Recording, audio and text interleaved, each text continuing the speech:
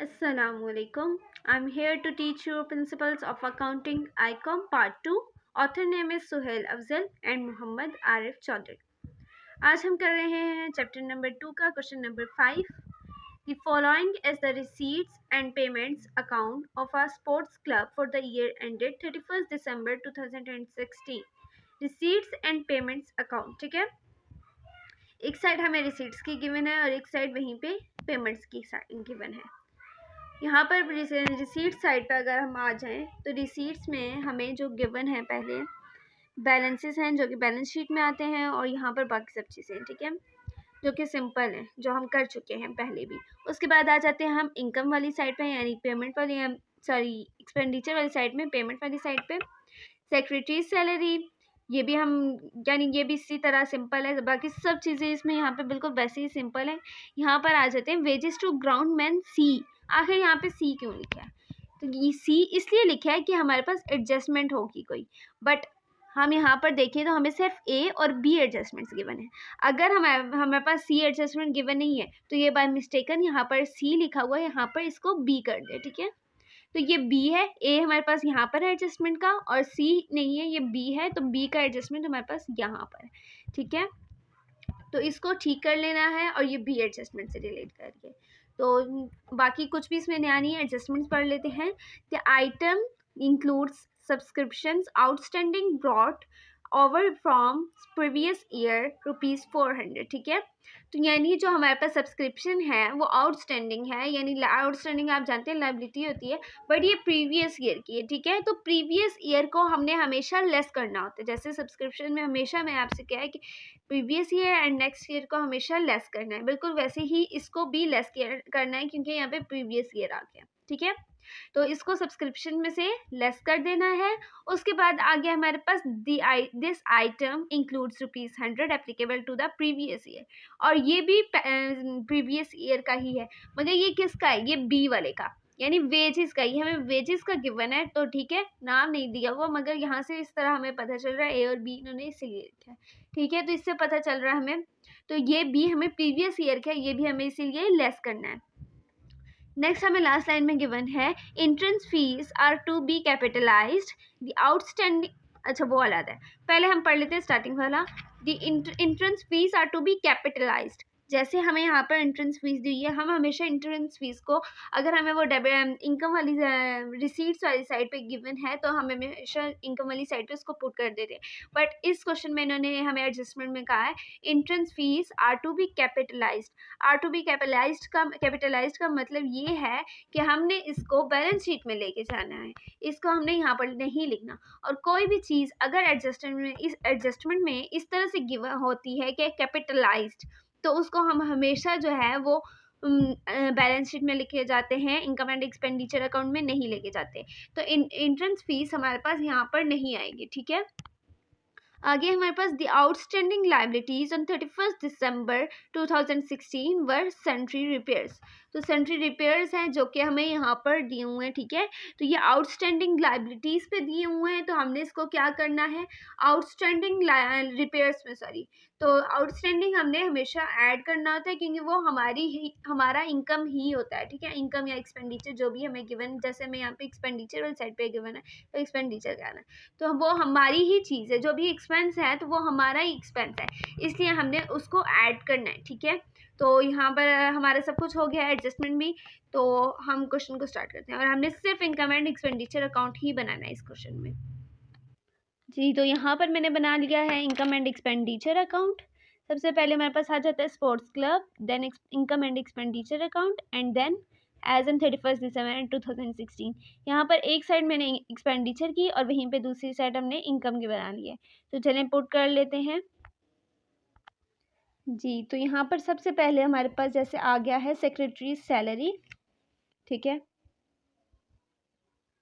मैं आपको हर चीज़ के बारे में एक्सप्लेन तो कर चुकी हूँ, मगर चलिए मैं क्वेश्चन के साथ दोबारा से एक बार एक्सप्लेन कर दूँगी. सेक्रेटरी सैलरी जो हमारे पास है वो है 3600. देन हमारे पास है वेजेस टू ग्राउंड मैन.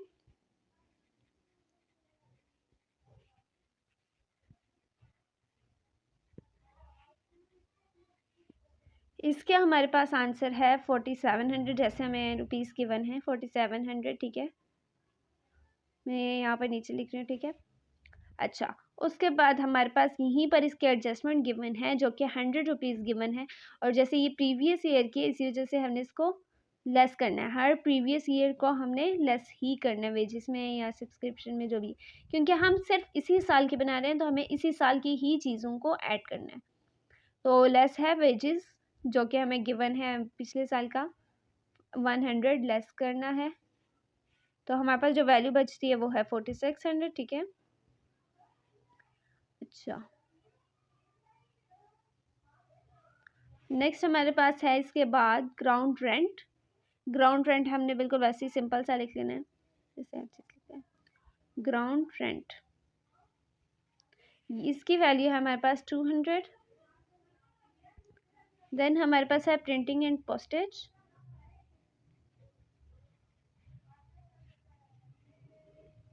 इसकी वैल्यू हमारे पास है 200।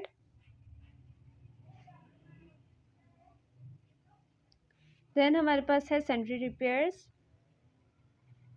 सेंट्री रिपेयर्स की हमें एडजस्टमेंट भी गिवन है, ठीक है, तो उसको भी देख लेना। एडजस्टमेंट पहले पढ़ लिया करें कि हमें पता चल जाता है कि कौन सी चीज़ हमें एडजस्टमेंट में गिवन होती है, ठीक है। सेंट्री रिपेयर्स हमें जैसे दिया हुआ है यहाँ पर 200, और इसमें दिया हुआ है हमें 50 रुपीज़, और जो कि आउटस्टैंडिंग लायबिलिटीज़ में, तो इसलिए हमने इसको प्लस करना है।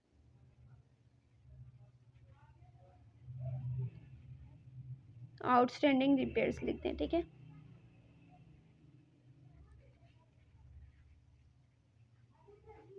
तो आउटस्टैंडिंग रिपेयर्स हमने लिख दिया यहाँ पर, और कितना है हमारे पास 50 रुपीज़, तो बाकी रह जाता है हमारे पास, अच्छा 250 हो जाएगा, फिर प्लस करना 250 हो जाएगा। देन हमारे पास बैलेंस है जो कि हमारे यहाँ पर नहीं आएगा। अब हम आ जाते हैं इनकम साइड पे। इनकम साइड पे हमें जो कहा है सबसे पहले वो है बैलेंस, जो कि हमारे यहाँ पर नहीं आएगा। आ जाएगा इंट्रेंस फीस भी यहाँ पर नहीं आएगा, जैसे कि मैं आपको बता चुकी हूँ वो आर टू बी कैपिटलाइज लिखा हुआ है। तो जब ये चीज़ लिखे आ जाए किसी भी चीज़ के सामने, तो ये समझ लीजिएगा कि यहाँ पर ये बैलेंस शीट में जाएगा, यहाँ पर ये इनकम एंड एक्सपेंडिचर अकाउंट में नहीं आएगा। फिर आ जाते हैं हम सब्सक्रिप्शन में।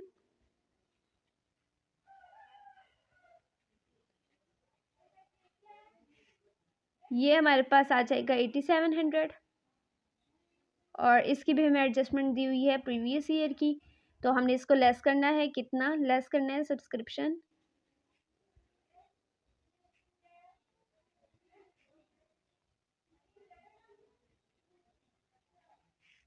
400। अगर हम इसको लेस करें तो हमारे पास आ जाता है, हमारे पास आ जाता है 8300।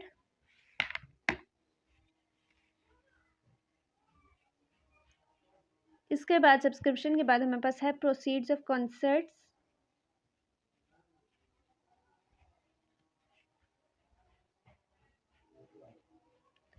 ये है हमारे पास 2000।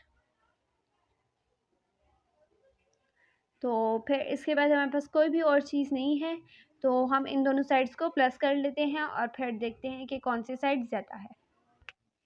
जी, तो इस क्वेश्चन में हमारे पास जो आंसर आ रहा है इनकम वाली साइड का, तो वो है हमारे पास, सॉरी ये वाला नहीं, इनकम वाली साइड का हमारे पास आ रहा है 10,300, और यहीं पर अगर एक्सपेंडिचर का आंसर देखें तो हमारे पास आ रहा है 8,850, ठीक है। तो अब हमारे पास जो ज़्यादा वाली साइड है वो ये है, तो हम इसको यहाँ पर नीचे लिख देंगे। आपके बुक में आंसर जो है वो गलत है, ठीक है, क्योंकि इन्होंने अमाउंट चेंज नहीं की। पुरानी बुक्स में हमारे पास जो है सेंट्री रिपेयर्स की, सॉरी प्रोसीड्स ऑफ कंसर्ट्स की वैल्यू है 1500, इसी वजह से हमारा आंसर में मिस्टेक आ रही है। तो इसीलिए हम लोग अगर नई वाली बुक के हिसाब से कर रहे हैं तो हमारा आंसर ये वाला सही है, ठीक है। अगर आपको अमाउंट 2000 दिए तो आप ये वाला आपका ये आंसर निकलेगा। अगर आपको 1500 अमाउंट दिए तो आपने 1500 करके तो इसको इस तरह से कर लेना है, तो हमारे पास आपके पास तब आंसर वो वाला सही आएगा, ठीक है। तो आपने परेशान नहीं होना बुक के आंसर को देख के। तो अच्छा, फिर हमारे पास एक्सपेंसेस की जो वैल्यू आई है वो है 8,850 एक्सपेंसेस की वैल्यू,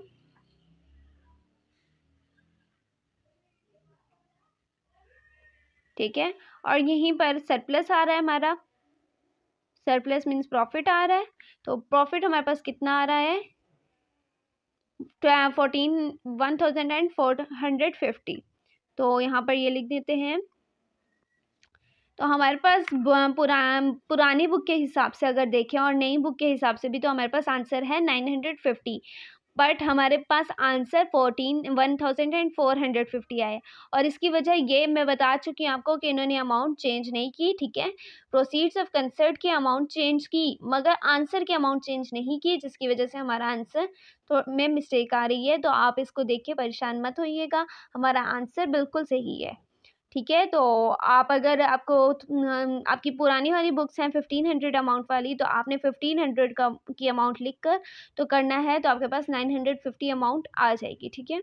तो यहीं पर हमारा क्वेश्चन ख़त्म हो चुका है। इनकम एंड एक्सपेंडिचर का 5 कुछ प्रॉब्लम भी हम कर चुके हैं, और नेक्स्ट अगले मिलते हैं नेक्स्ट वीडियो में। अल्लाह हाफिज़। Assalamualaikum. Today I am here to teach you principles of accounting ICOM Part 2. Author name is Suhail Afzal and Muhammad Arif Chaudhry. आज हम कर रहे हैं चैप्टर नंबर 2 का question number 6. From the particulars given below, prepare the income and expenditure account and the balance sheet of a music club started on 1st April 2016 for the year ended on 31st March 2017. ठीक है। तो हमारे पास 1 अप्रैल 2016 जो कि हमारा जहाँ से business start हो रहा है, जो ओपनिंग डेट है वो ये है, और एंडिंग का है 31 मार्च 2017, ठीक है। एक साइड हमें एक कॉलम हमें दिया हुआ है रिसीट्स का, और वहीं पर दूसरा कॉलम हमें पेमेंट्स का गिवन है, ठीक है। तो हमारे पास ये दोनों हैं, और जैसे हम हमेशा करते हैं बिल्कुल वैसे करना है। और आज के क्वेश्चन की मज़े की बात ये है कि आज के क्वेश्चन में हमारे जो क्वेश्चन इनकम्प्लीट रह जाता था ना, और जिसकी वजह से मज़ा भी नहीं आता था, वो मज़ा अब आने लगा है, क्योंकि आज के क्वेश्चन में हमारा बैलेंस शीट क्वेश्चन को कंप्लीट करने के लिए आ रहा है। यानी आज हमें इनकम एंड एक्सपेंडिचर अकाउंट के साथ साथ बैलेंस शीट भी बनानी है। तो आज के क्वेश्चन में मज़ा ज़्यादा आएगा। पहले भी क्वेश्चन में मज़ा आता था, मगर बैलेंस शीट की वजह से इनकम्प्लीट सा क्वेश्चन था, मगर आज ऐसा नहीं होगा। तो चलें क्वेश्चन को स्टार्ट करते हैं। पहले हम पढ़ लेते हैं एडजस्टमेंट्स, ठीक है। एडजस्टमेंट्स में क्या कहा है, 1/3 of the entrance fees received was to be credited to revenue. अच्छा, एंट्रेंस फीस जो कि हमें गिवन है यहाँ पर 3000, और यहाँ पर इन्होंने कहा है कि 1/3 ऑफ द एंट्रेंस फीस, कितनी है एंट्रेंस फीस 1/3, और वो क्या हुआ रिसीव हुई, यानी 1/3 जितनी है 3000 का 1/3 लेंगे, ठीक है। और जितनी वैल्यू आएगी वो हमारी वो मतलब रिसीव हो चुकी है, और उसको हमने क्या करना है रेवेन्यू में क्रेडिट करना है, ठीक है। और आपको सबको पता है कि रेवेन्यू क्रेडिट साइड पे होता है, तो इसलिए कंफ्यूज होने की इस बात पे ज़रूरत नहीं। तो हमारा इस वजह से हमारे क्या हो गया 1/3 है, तो वो एंट्रेंस फीस पे हमने रिसीव कर लिया, वो हमें कहाँ पे लेके जाना है इनकम साइड पे। तो फिर जो बाकी का बचा हुआ 3000 में से, यानी हमारे पास जो आ रहा है बाकी, यानी अगर हम 1/3 लें तो हमारे पास क्या वैल्यू आती है, हम करके कैलकुलेट करके चेक कर लेते हैं ना, ताकि हमें पता चल जाए क्या वैल्यू है। तो हमारे पास जो वैल्यू आती है 1/3 की वो है 1000, ठीक है। तो 1000 हमारे पास वैल्यू आ गई है। तो अगर हम 1000 रेवेन्यू साइड पे ले जाते हैं, तो बाकी जो 2000 है वो कहाँ पर लेके जाएंगे, ये हम आगे पढ़ सकते हैं।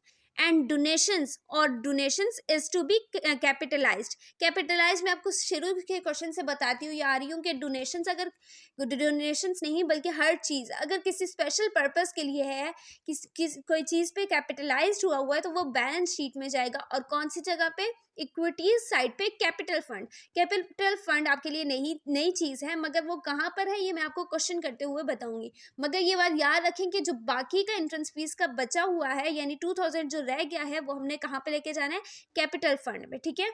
तो आगे पढ़ लेते हैं। और डोनेशंस का भी इसी तरह से हमने कैपिटल फंड में लेके जाना है। डोनेशंस हमने पूरी लेके जानी है, क्योंकि इन्होंने उसके बारे में कुछ नहीं बताया। डोनेशंस 12,000 है, हम पूरी जो है बैलेंस शीट में कैपिटल फंड में ले जाएंगे जी। तो उसके बाद हमारे पास आ जाता है यहाँ पे लैंड एंड बिल्डिंग 5%, ठीक है। लैंड एंड बिल्डिंग में कितना डिप्रिशिएट है 5%। आगे है पब्लिक एड्रेस सिस्टम, इस पे भी कितना है 2% क्या है, डेप्रिशिएट हुआ है। उसके बाद है outstanding subscription for the year 2016 and 17। तो क्या हुआ, आउटस्टैंडिंग आपको पता है कि रिसीवेबल होता है, और ये हमारे पास जो रिसीवेबल सब्सक्रिप्शन है ये हमारे पास क्या होती है, बुक्स में ऐड होती हैं। यानी इनकम वाली साइड पे अगर हमें गिवन है तो हमने इनकम, हमारे पास सब्सक्रिप्शन है कहाँ पर, यहाँ पर। तो यानी इनकम वाली साइड पे हमारे पास सब्सक्रिप्शन 6000 लिखाएगा, और उसके बाद हमने इनकम को में ऐड कर, इसको ऐड करना है इनकम साइड पे।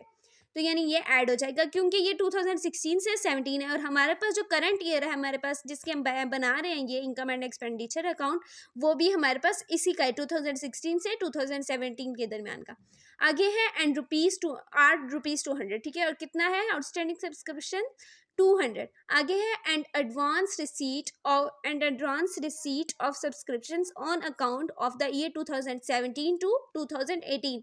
तो वो जो एडवांस लिया है 400, वो कितना है, वो कब लिया है, 2017 से 2018 के दरमियान।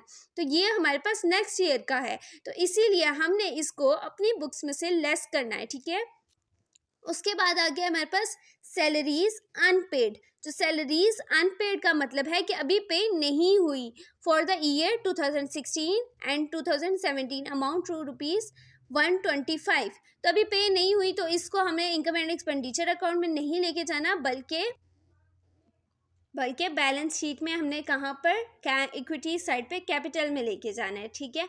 तो चले हम क्वेश्चन को स्टार्ट करते हैं जी। तो यहाँ पर मैंने बना लिया है प्रॉब्लम नंबर 6 का इनकम एंड एक्सपेंडिचर अकाउंट। तो हम यहाँ पर एक्सपेंडिचर साइड्स पे वैल्यूज़ पुट करते जाते हैं, ठीक है। तो सबसे पहले हमारे पास जो है वो है लैंड एंड बिल्डिंग। तो हम सबसे पहले लैंड एंड बिल्डिंग नहीं लिखेंगे, क्योंकि जो चीज़ें हमारे पास डेप्रिशिएट हो रही हैं वो हम आखिर में लिख लेंगे, ठीक है। उसके बाद हमारे पास आ जाता है कॉन्सर्ट एक्सपेंसिस, तो हम वो लिख लेते हैं। इसकी वैल्यू हमारे पास जो कि गिवन है वो है 9200। उसके बाद हमारे पास है purchase of public address system, और हम इसीलिए एडजस्टमेंट्स पढ़ लेते हैं क्योंकि हमें पता होता है कौन सी चीज़ कहाँ पर है, किस तरह से। तो ये जो है हमारे पास पब्लिक एड्रेस सिस्टम, ये हमारे पास डेप्रिशिएट हुई है, तो इसको भी नहीं अभी लिखेंगे। फिर हमारे पास आ जाता है सैलरीज हमारे पास है 800। उसके बाद हमारे पास जो है वो है annual award for the musician of the year. Sorry, हमारे पास सैलरीज यस 800 है आके। अच्छा, फिर हमारे पास है annual award for the musician of the year, वो है 2200। बुक को साथ रखिएगा ताकि हमें साथ साथ पता चलता जाए हम क्या करें। Annual award for the year लिख देते हैं, ठीक है, बल्कि म्यूजिशियन है, हम लिख देते हैं annual award for the musician, ठीक है। तो annual award for the musician,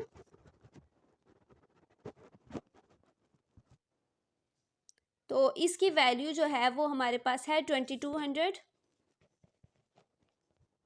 अच्छा, फिर उसके बाद हमारे पास नेक्स्ट चीज़ है cash in hand and cash at bank. और कैश इन हैंड में आपको शुरू के क्वेश्चन से बताती आ रही हूँ, ये बैलेंस शीट का हिस्सा है, ये यहाँ का हिस्सा नहीं है, तो इसको यहाँ पर नहीं लिखेंगे। अच्छा, ये 3 चीज़ें हमारे पास हो गई हैं। अब हमने क्या करना है, अब हमारे पास जो नेक्स्ट चीज़ है वो है यहाँ पर depreciate land and building.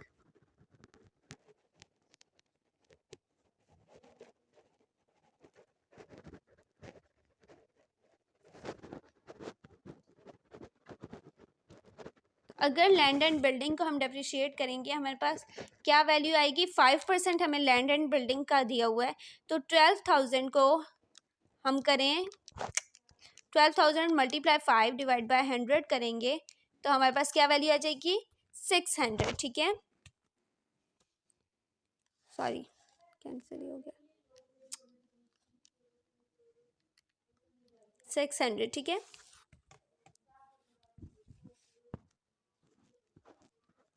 Next हमारे पास जो है वो है डेप्रिशिएट एड्रेस सिस्टम, ठीक है।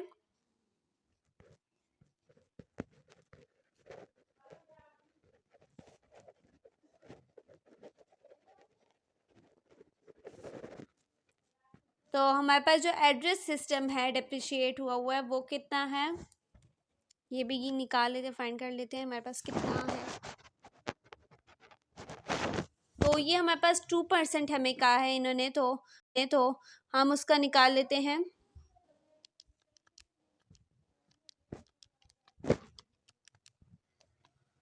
तो हमारे पास वैल्यू आ जाती है 80, ठीक है, 2% कहा है तो। अच्छा, यहाँ पर हमारा एक्सपेंडिचर साइड जो है वो कंप्लीट हो चुकी है, ठीक है। तो अब हमने बनानी है इनकम साइड। जी, तो यहाँ पर फिर इनकम साइड पे हमारे पास जो सबसे पहले चीज़ है वो है एंट्रेंस फीस, ठीक है। और एंट्रेंस फीस जो कि हमारे पास एडजस्टमेंट में 1/3 कहा था, तो हम वही वैल्यू लिखेंगे जो इन्होंने कहा था कि हमने रिसीव कर ली है 1/3, ठीक है। तो वो 1000 आ गई थी, हमने ये उसी वक्त फाइंड कर ली थी। तो फिर उसके बाद हमारे पास एंट्रेंस फीस के बाद जो चीज़ है वो है हमारे पास सब्सक्रिप्शंस। तो सब्सक्रिप्शंस हमारे पास जो है यहाँ पर हम इसको इनर कॉलम में लिखेंगे, और क्योंकि हमारे पास इसके अलावा भी जो चीज़ें हैं उसको हमने ऐड लेस करना है, तो इसलिए, ठीक है। तो 6000 हमारे पास सब्सक्रिप्शंस है, ऐड करनी है हमने कौन सी, जो हमें इन्होंने कहा था कि एडवांस सब्सक्रिप्शन रिसीव करनी है, और जो कि 2016 टू 2017 के ही दरमियान की थी, तो वो ऐड करनी है, ठीक है। तो सब्सक्रिप्शन रिसीवेबल जो कि 200 है,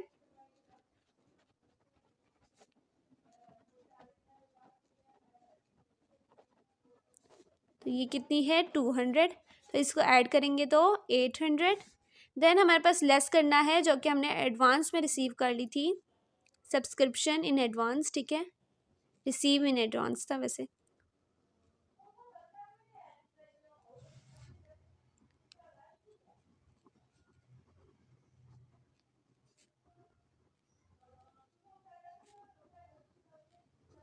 तो इसकी मैं शॉर्ट फॉर्म लिख रही हूँ, कितनी हमने रिसीव की थी 400, और इसको लेस करना है क्योंकि ये हमने एडवांस में रिसीव किया और ये नेक्स्ट ईयर की है, ठीक है। तो जब 800 में से 400 लेस करेंगे तो हमारे पास रह जाएगा 400। देन हमारे पास जो नेक्स्ट चीज़ है वो है rent on a part of the building let out. तो रेंट है हमारे पास, तो रेंट हमारे पास कितना है, यहाँ पर रेंट 600 है। देन हमारे पास है annual grant from the state government, तो इसको ग्रांट लिख दें, तो हमारे पास ये वैल्यू आ जाती है 9600। इनकम साइड तो हमारी डन हो गई है, मगर यहाँ पर हमसे एक मिस्टेक हो गई है, ठीक है। मैं यहाँ पर 600 समझ रही हूँ जबकि यहाँ पर 6000 है। तो 6000 में से अगर 200 हम प्लस करें 6000 में तो हमारे पास 6200 आता है, ठीक है। तो यहाँ पर ये मिस्टेक हो गई। एंड देन उसके बाद हमने 400 ऐड करना है, सॉरी लेस करना है, तो हमारे पास जो वैल्यू आती है वो है 5800, ठीक है। तो ये मिस्टेक हो गई है, तो इसको हम सेट कर लेते हैं। और इसके अलावा एक और मिस्टेक हुई है और वो है सैलरीज़ की, ठीक है। तो सैलरीज़ में हमारे साथ ये मिस्टेक हुई है कि हमारे एडजस्टमेंट में गिवन था, सॉरी एडजस्टमेंट हमें गिवन था कि सैलरीज़ जो हैं वो अनपेड, ठीक है। तो सैलरीज़ पे नहीं हुई, मगर वो है तो हमारा ना एक्सपेंस ना, अभी पे नहीं की मगर फिर भी एक्सपेंस तो हमारा हुआ ना, तो वो हमने इसमें ज़रूर करना है ऐड, ठीक है। तो हमारे एक्सपेंसेस में एक और चीज़ ऐड होगी, वो क्या है 125 रुपीज़ अनपेड सैलरीज़, तो ये हम कर लेंगे अनपेड सैलरीज़, ठीक है। तो हमारा ये एक्सपेंस ही है, इसी वजह से हमने इसको भी लेकर आना है। तो ये मिस्टेक्स हुई हैं कुछ, तो ये हम सेट कर लें, ठीक है। मगर ये यहाँ पर ही रखनी है चीज़, ठीक है, यही कोशिश करना। मगर मिस्टेक हो गई थी इस वजह से लास्ट पे ले आए हैं। जब भी क्वेश्चन कर लें तो उसके बाद ज़रूर इस तरह से देख लिया करें ताकि आपको पता चल जाए कि कौन सी मिस्टेक हुई है। तो यहाँ पर हमने इनकम एंड एक्सपेंडिचर अकाउंट को कर लिया है डन। अब हम इन दोनों को क्या कर लेंगे प्लस, ठीक है। तो देखते हैं कौन सी साइड ज़्यादा है हमारे पास, क्या है सरप्लस आया है या डेफिसिट। जी, तो यहाँ पर एक्सपेंडिचर का अगर टोटल करें तो हमारे पास वो आता है 13,005 रुपीज़, ठीक है। तो वो हमारे पास क्या आ गया है एक्सपेंसेस का, तो एक्सपेंसेस का हमारे पास क्या आया है 13,005, मगर ये हमारे पास क्या है ये कम है, और इनकम वाली साइड हमारे पास ज़्यादा है, ठीक है। वो क्या है 17,000, ठीक है। तो 17,000 हमारे पास ज़्यादा है, इसीलिए उसको हमने लास्ट पे लिख देना है, ठीक है। तो ये हम यहाँ पर लिख देंगे इस तरह से दोनों साइड्स पे। देन हमने अब इन दोनों को लेस करना है और जो हमारे पास आएगा वो हमारा क्या होगा, सरप्लस, ठीक है। तो 17,000 को हम लेस करेंगे 13,005 से, तो हमारे पास जो वैल्यू आएगी वो है 3995, ठीक है। तो ये हमारे पास क्या है, सरप्लस 3995। अच्छा, यहाँ पर हमारे पास सरप्लस आ चुका है इनकम एंड एक्सपेंडिचर अकाउंट का। तो अब हम कर लेते हैं बैलेंस शीट। जी, तो यहाँ पर मैं बना चुकी हूँ बैलेंस शीट का फॉर्मेट, ठीक है। सबसे पहले म्यूजिक क्लब बैलेंस शीट 31 दिसंबर 2016। तो एक साइड एसेट की और वहीं पे दूसरी साइड इक्विटीज़ की यानी कैपिटल की है, ठीक है। तो कैपिटल फंड इसी के नीचे मैंने हेडिंग डाल के लिखा है क्योंकि यहाँ पे सारे कैपिटल फंड्स आएंगे। अच्छा, बैलेंस शीट अब हम शुरू करते हैं, ठीक है, बैलेंस शीट का। जी, तो सबसे पहले हमारे पास जो एसेट में आती है वो है कैश इन हैंड, ठीक है। तो cash in hand and cash at bank ये हमारे पास एसेट है फर्स्ट। तो ये लिख लेते हैं सबसे पहले। कैश इन हैंड है हमारे पास 1000। हम एडजस्टमेंट पहले पढ़ लेते हैं और income and expenditure revenue receipts and payment को पढ़ने के बाद हमें फुल पता चल जाता है कौन सी चीज़ हमारे पास है और कौन सी नहीं। तो हमने फिर कैश इन हैंड पहले कर लिया, फिर उसके बाद कैश एट बैंक। आप साथ साथ इसको प्रैक्टिस भी करें क्योंकि प्रैक्टिस के बगैर ये समझ में आने वाली नहीं है, ठीक है। सिर्फ वीडियोस ही नहीं देखनी, सिर्फ समझना ही नहीं है, बल्कि प्रैक्टिस भी करनी है, ठीक है। अच्छा, तो नेक्स्ट है हमारे पास लैंड एंड मशीनरी जो कि डेप्रिशिएट हुई है। तो लैंड एंड मशीनरी की एक्चुअल प्राइस कितनी है वो हमारे पास है 12,000। और कितनी फिर क्या है हमारे पास, इसकी 12,000 हमारे पास है एक्चुअल प्राइस, ठीक है। और डेप्रिशिएट हुआ है 5%, तो हम वो लिख लेते हैं डेप्रिसिएशन 5%, ठीक है। तो वो हमारे पास वैल्यू आई थी 600 जो कि लेस करनी है, ठीक है। तो जब 12,000 में से 600 को लेस करें तो हमारे पास वैल्यू जो आती है वो है 11400। तो यहाँ पर ऐसे करके लिख दिया। देन हमारे पास जो नेक्स्ट चीज़ है वो है public address system.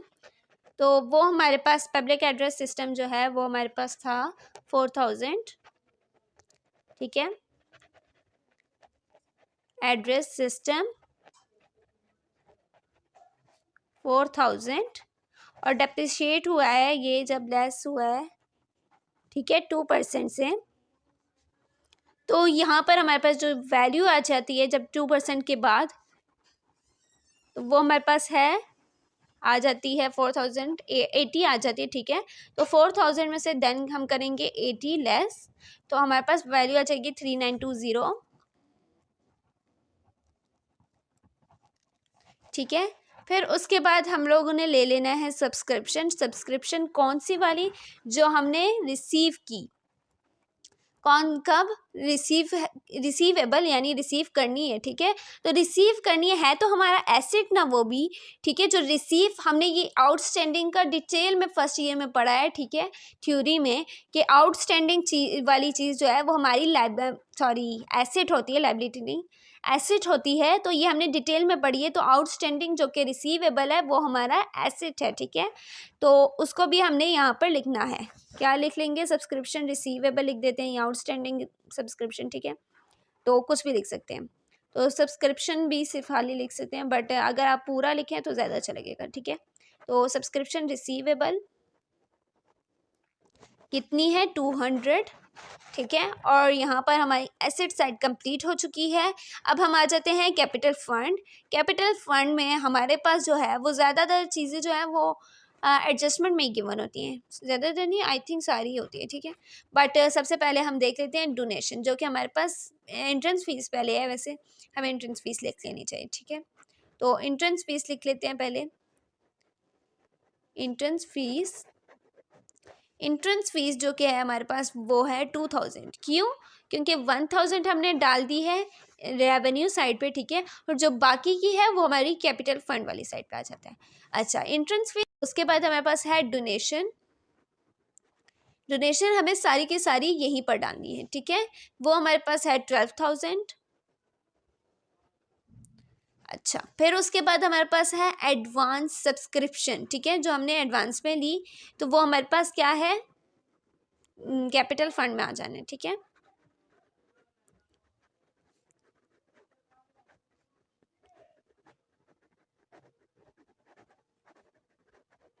Advance subscription आ गया यहाँ पर और वो कितनी है, 400।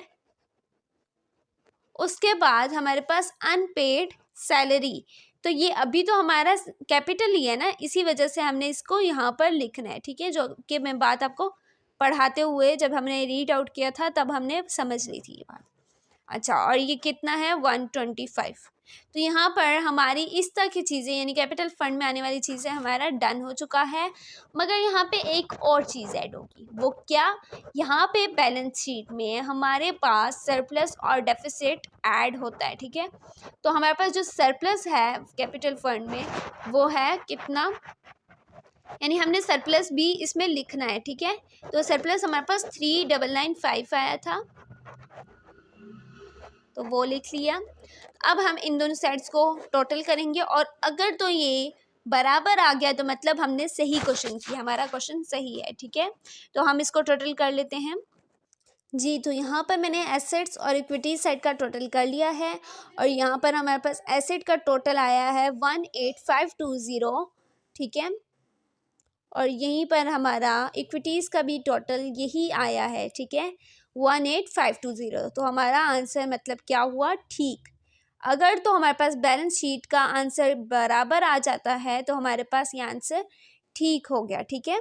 तो हमने ये क्वेश्चन आज क्वेश्चन नंबर 6 पे कंप्लीट कर लिया है, जिसमें हमारे पास बैलेंस शीट थी और ये पहला क्वेश्चन था जिसमें बैलेंस शीट आई है इस चैप्टर में। तो ये डिफ़िकल्ट नहीं, इजी था, बट थोड़ा जहन ज़्यादा चलाने वाला है, पर मज़ा आया इसको करते हुए, ठीक है। अब हम मिलते हैं अगली वीडियो में और अगली वीडियो तक के लिए अल्लाह हाफ़िज़ और इसको करते रहिएगा, ठीक है।